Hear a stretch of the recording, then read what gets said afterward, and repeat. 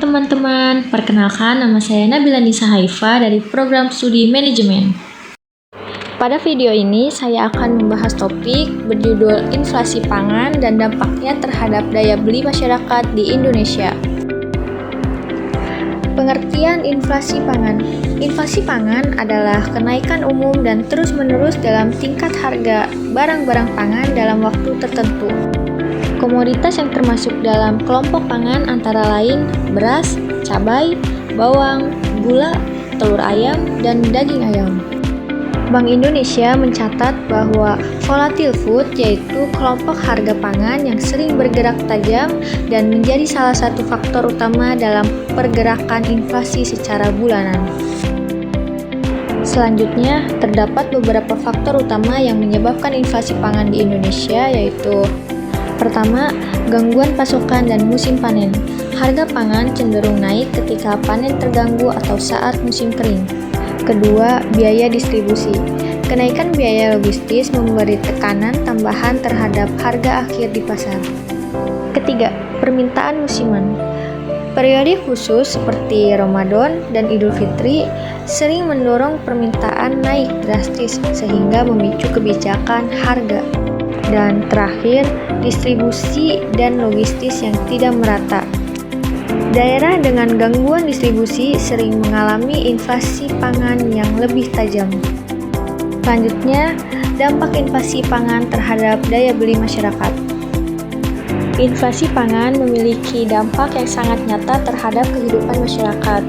Ketika harga pangan naik, masyarakat harus mengalokasikan porsi pendapatan yang lebih besar hanya untuk kebutuhan pokok.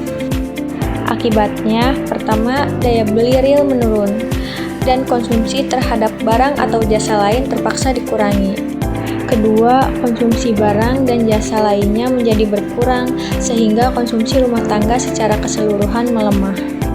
Dan terakhir, kelompok masyarakat miskin merasakan dampak paling besar karena sebagian besar pendapatan mereka digunakan untuk membeli pangan.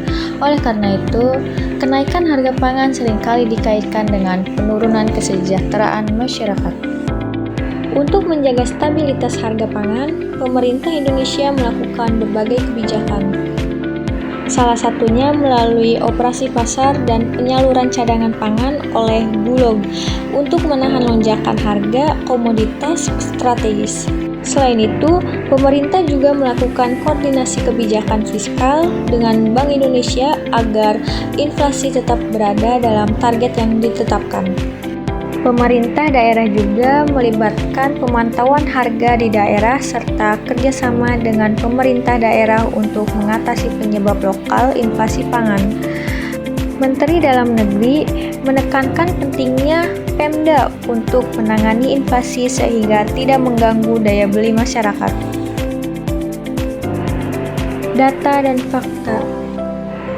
Data Badan Pusat Statistik atau BPS menunjukkan bahwa komponen pangan masih menjadi penyumbang terbesar terhadap laju inflasi tahunan di Indonesia.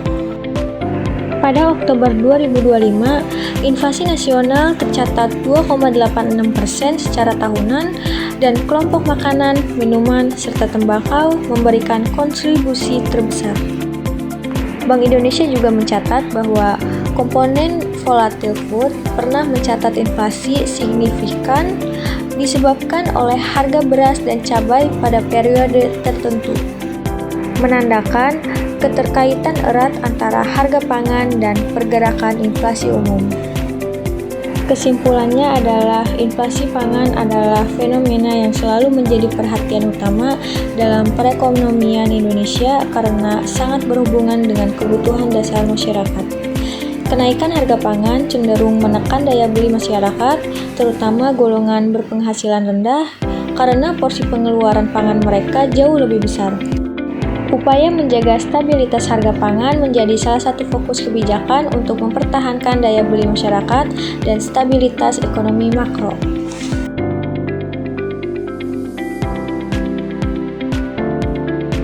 Itulah penjelasan mengenai inflasi pangan dan pengaruhnya terhadap daya beli masyarakat di Indonesia. Semoga pembahasan ini dapat memberikan gambaran yang lebih jelas dan menambah wawasan kita semua. Terima kasih.